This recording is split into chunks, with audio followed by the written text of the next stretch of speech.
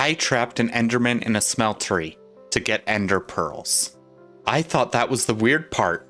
Then I found out what it takes to make plastic. Welcome to Newbie Plays GTNH, our blind playthrough of the hardest mod pack ever made. I hope you got some snacks and are ready to relax. Let's get to the video. You ready to start automating polyethylene with me? Let's get to it. First things first, I want to automate the oxygen and hydrogen line, which is what we have here. And to get the water we need, I want to make this really cool water pump. It looks like this, it's multi-block, and how it works is you feed steam into it, and it outputs water.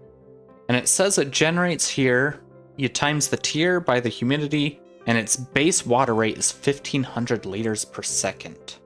In fact, now that I see that it has a tier 2, I'm gonna make that. Might as well go big, right? Okay, and the calculation is tier 2 times, and we're going to put this in a 60% humidity area. That's 1.8 buckets of water per second, or 1800 liters per second. All right, now we're in business. Let's head out here. And I think I want to put this above our boilers. And that way we no longer need these water tanks. So we want the back of it right here. So we want 1, 2, 3, 4. This is the spot for the controller.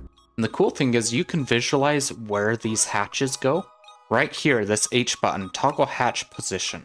So the green squares means they can go on any of these spots. I want to put the hatches on the back here.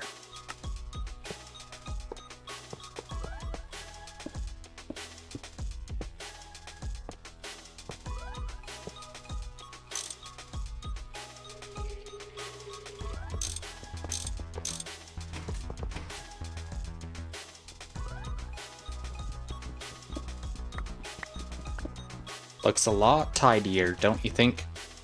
I think I got this area mapped out. I want to put our polyethylene processing line back here. Each of these 3 dirt areas are going to be a tank for different fluids. So let's put the tanks in.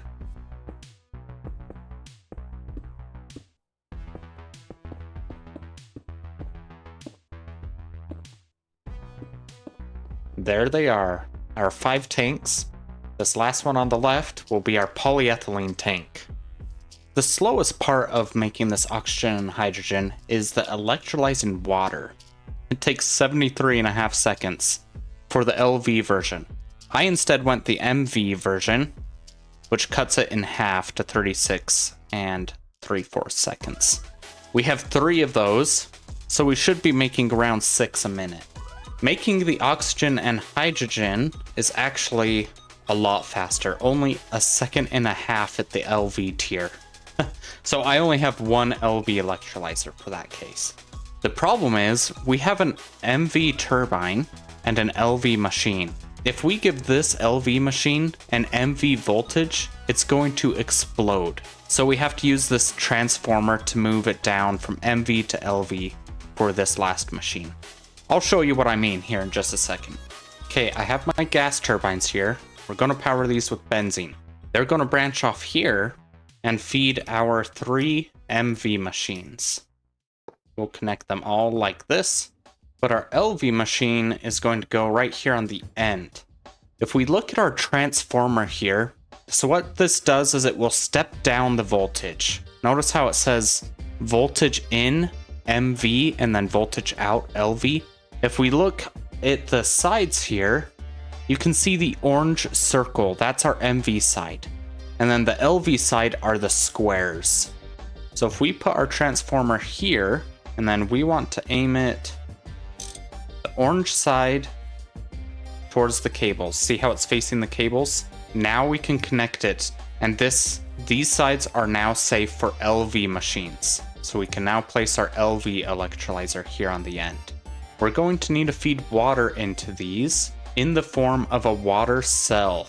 To create water cells, we can put down these GT fluid tanks or GregTech fluid tanks. They will put fluid in and out of cells here. Notice if I put a water cell in, it puts water into the machine. But if I put an empty cell in here, it takes water out of the machine. So we're going to put a whole stack of these in here. I need to rearrange this actually, because I'm realizing I need room to work with the pipes feeding in and out of our tanks. So we're going to rotate this arrangement. Okay, now we need to transport the water into these first 3 electrolyzers. And hopefully these Ender IO conduits will work. Not entirely sure how. It's been so long since I've done Ender IO. Okay, so we can disable that. How do we open its UI? Okay, so right-clicking the pipe doesn't do anything, but right-clicking this, I guess it says connector, brings up its GUI or GUI.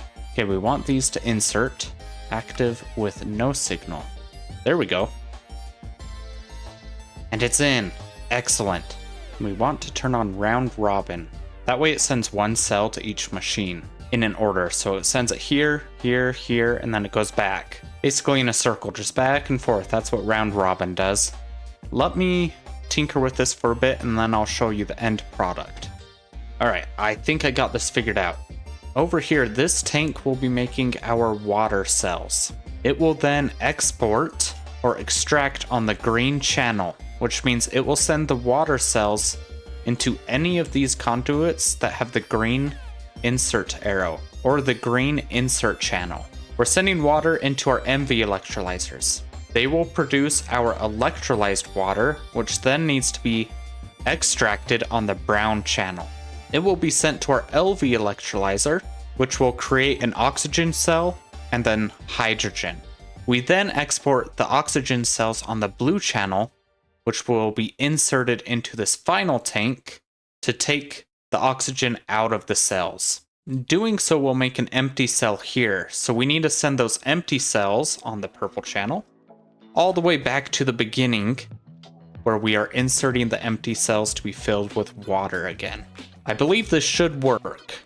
To test it out, we can connect our benzene up. Okay, it's all running. We're doing a single test with this machine. We want to see this go up to 64 all on its own. It's about finished here. We should see it send this electrolyzed cell over to our LV electrolyzer. Nothing's happening. Do we need to do item auto output? Oh, we need to turn redstone mode off. Yep, it sent it. Okay, we have it in our basic electrolyzer. Oh, and we need to set this to circuit 1. There we go. That should send it to here. Yes, it did. We have oxygen. Okay, looks like it sent it off. Oh, it came back. Oh, we got a working system, guys. Let's go ahead and connect up some water and export our fluids to their proper tanks. For our hydrogen line, we need to void the excess because it generates twice as much hydrogen as it does oxygen. And I don't want this production to stop unless both tanks are full. Here we are. Our system is fully running. We now have oxygen and hydrogen automated. Now that that's done, we can finally get to automating polyethylene. Since these machines are in LV tier, we need to again use our transformer here. So if I put the turbine, not there, there, let's point the power cable up, and then this needs to be pointed down. Yep, just like that. Now if we hover over this, on the bottom right it says it converts 1 MV amp or MV1A to LV4A. That means it's creating 4 LV amps, and we have to match the amperage with our cables. So we need to use the 4x tin cables so we don't cause any fires. The first step here is making sulfuric light fuel in the distillery. So we'll put our distillery here, and it needs circuit 2. We also want it to auto output the fluid, so we're going to turn that on, and hopefully it'll send the fluid straight to the next machine. The next machine is our chemical reactor with circuit 4. Put a chemical reactor here. Select circuit 4, and again, auto output the fluid. The third machine is another chemical reactor with circuit 3. The fourth machine is a distillery with circuit 10. And the last machine is our chemical reactor with circuit 1. Alright, our first machine, all we do is feed in oil, so let's send the oil over.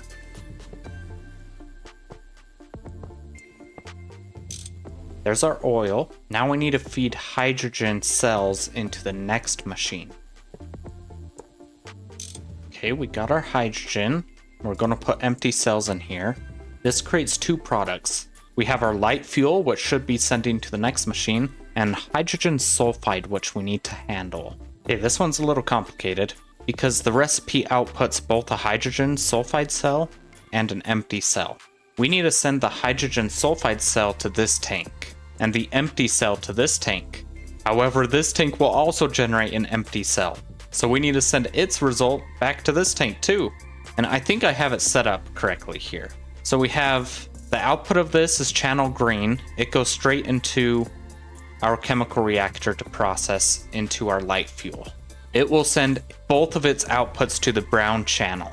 We need to create this Ender IO filter, which is definitely within our wheelhouse. We can afford this. We need to make some zinc foil and a lot of fine steel wires, which can be made into the basic item filter.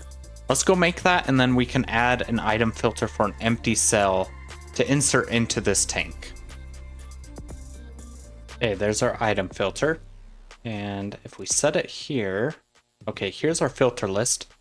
We do want it to only whitelist empty cells. Next recipe, we need to do the same thing, but with steam cells. This one will be straightforward. We're just sending the steam cells back and forth. Insert and export into both of these. The fourth recipe doesn't require us to do much of anything. We just need to handle these tiny piles of carbon dust. I think if we do a conduit thing like this, and then disable the connections, we can connect a drawer here, and then a trash can on top. These won't extract, but only insert. And if we keep round robin off, it'll fill the closest one first, so it'll fill up the drawer, and once that's full, it'll send the excess to the trash can so we don't get clogged up here. Oh, I need to move this over one.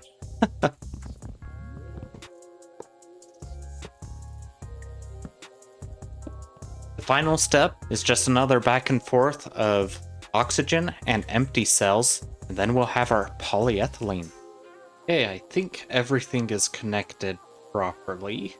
The only thing left to do now is connect power and see how it works. Let's go ahead and connect it there. Okay, first machine is making sulfuric light fuel. It's not auto outputting to the next machine. Do we do that? Oh, there we go. Okay, so we need to do that across the line like this. This needs 12,000 sulfuric light fuel to even craft anything. Alright, we're nearly there, and then we can see if it makes our first craft. That looks good. And it should send it off to this machine. Yep. This one's crafting. It did refill the cell here, so this system is working. This machine is started. Oh, and our final one is started. There it goes. We got our first polyethylene. It did refill our oxygen cell. Let's check it out. It's pouring. Oh, it's so cool.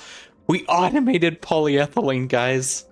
We got our hydrogen sulfide going, a full tank of oil, half a tank of oxygen, a full tank of hydrogen.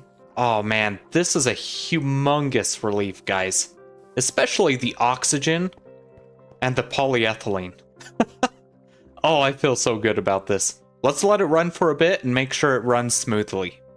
Well, everything is working, guys. Our most complex automation so far, and it went off without a hitch. We have polyethylene, baby. And boy, these Ender IO conduits are OP. Next up, we're going to need to upgrade our electric blast furnace. That way, we won't need as much oxygen when creating new metals. Thank you for joining me on today's adventure. I had a great time hanging out with you all. I'll see you on the next one.